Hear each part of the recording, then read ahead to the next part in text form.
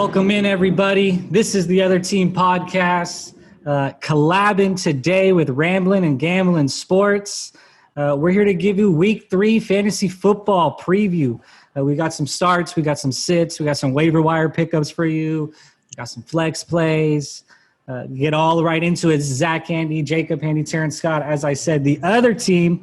Who wants to give me a start this week? Yes, sir. We're doing rapid fire fantasy picks, so we're going to get them the start of the week. I'm going with Kenyan Drake versus Arizona against my Detroit Lions. We can't guard anyone. I think I can go out there and get some yards if I had to. Start Drake. Start every Cardinal you got. Damn it, they're going to light us up. No, quick, easy, right to the point. Jake, what do you got for me, man? Who's starting? I got quarterback play for you. If you got kind of a tough matchup, a couple of us do. Gardner Minshew against the Dolphins on Thursday Night Football seems like really good play.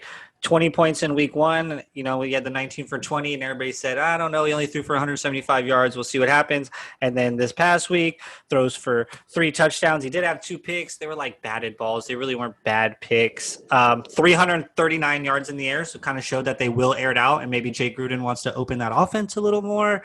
But I like Gardner Minshew for a quarterback play for sure. Yeah, I like that. I mean, you know, some people, I know I'm one of these guys. I typically don't go high on quarterback. I think you can find value there late. So maybe you're someone who put a lot of stock into Carson Wentz or Drew Lock, who's now hurt, and you don't really trust those matchups anymore. This could be a guy to go to.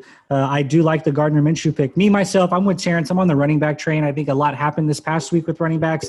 I think kind of every year they almost get more valuable to fantasy the more they get expanded in their roles. I'm going Leonard Fournette. I know typically Broncos, good defense, could be a scarier matchup. You know, they always stout. You get up there mile high with the air, but you saw a massive increase in production from this week as opposed to week 1 in Leonard Fournette. More than doubled his carries, more than doubled his targets out of the backfield. He went over 100 yards, 2 rushing touchdowns. He had 5 targets as a back. So there's value there. We mentioned it on our podcast. Tom likes to throw between the numbers. He's not going to air it out a lot. Some of his best years have been with a great ground game. I do like Leonard Fournette. And they're going against a sinking Bronco team with injuries on both sides of the ball. I love Leonard Fournette as a start this week. I think within the next few weeks, he'll probably end up as RB1 or 2 in most leagues. Big on Leonard Fournette. Other side of the ball, who's got the tough matchups, guys? Who are we sitting? Yeah. You want to go first? I'll go first. Yeah, you go first. I went. By the way, I do love Leonard Fournette, Zach. I just wanted to, before you just got away from that, I just wanted to say, like, I felt like they used him so good. Just passing game, he looked comfortable. He's, like you said, 3 weeks, he's going to be the bell cow over there. He's going to be solid. I stuck with quarterbacks, and I know I might get hammered for this, but I feel like Matt Ryan against the Bears sucks to me. Their cornerbacks have been playing great, and I know the Falcons look like they can't be stopped. The Falcons are lighting that up. I feel like the Bears defense, like the pass rush is going to get to him. And I don't know. To me, I see it's such a terrible matchup. I might get crushed for it. Matt Ryan is top 10 in fantasy points right now. He scored 53 points through 2 weeks. So, I mean, he's definitely producing points and, you know, but something, I don't know, that Bears defense, the new cornerback Johnson's playing great, Eddie Jackson over the top, and obviously they have pass rush like that.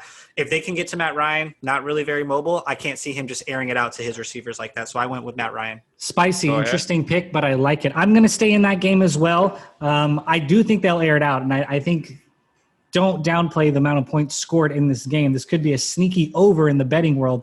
But I'm going to go with Todd Gurley as the sit this week. As you mentioned, the rush up the middle, the rush in the passing game. I just think pressure in general, they're able to get in the backfield. And I don't see Gurley really getting the lanes, the holes that he needs to be successful there. So I like Todd Gurley against this stout defense. I think it'll be in the hands of Matt Ryan. And I do like the receivers. However, I don't like the ground game for Atlanta this week. Todd Gurley, big on my sit list. And I'm going quarterback this week. Who I'm going to sit. I am sitting the legendary Drew Brees versus the Packers. He has not really looked good all season. Michael Thomas isn't playing.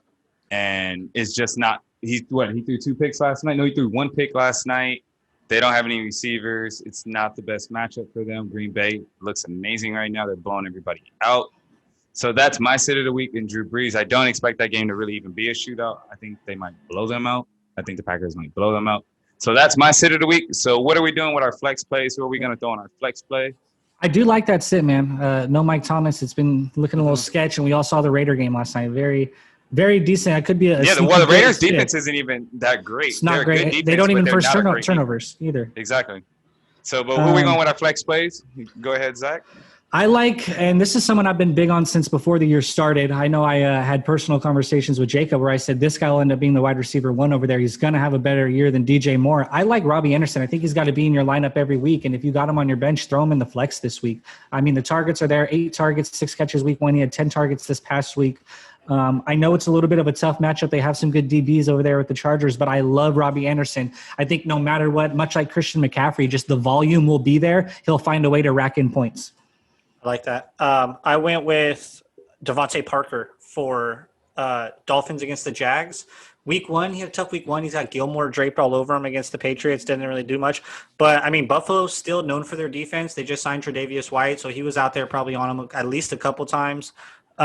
He had 8 targets, 5 receptions, 50 yards, and a touchdown. He's probably going to feel so great that he doesn't have like an all – I mean, and the rookie cornerback Henderson's been playing good for the Jags.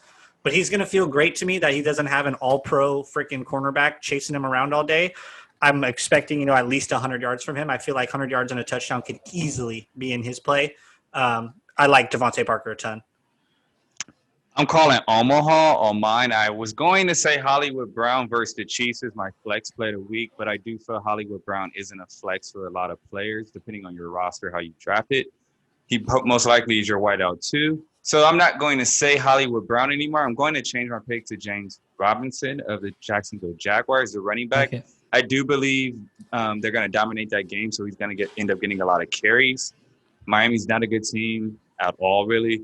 Their defense is actually not that bad, but I do still believe Jacksonville's going to be able to put points to the board to where he's able to run the ball and get a lot of carries. So James Robinson would be my flex play of the week. That's a really good one. I think there is sneaky value in that Thursday night game. I know we kind of draped all over it, and that wasn't even on purpose. It kind of just came. Well, he had 100 yards last game. The picks, but I think there's a lot of value there. I think you guys know that there is definitely value in that Fins and Jaguars game. People look at those what are known as bad teams in the league, and sometimes it's hard to find the value. But I think there's definitely value in that game on both sides of the ball for both teams. Yes, sir. Off the wire. What do we like this week? A lot of injuries. A lot happened this week. What do we like off the wire, guys? Actually, it's a running back. His starter didn't even get hurt, but it's Josh Kelley from the Chargers. Shout out Palmdale. AV. Yeah, 6'1" guy. He went to Eastside High School. Eastside. Actually.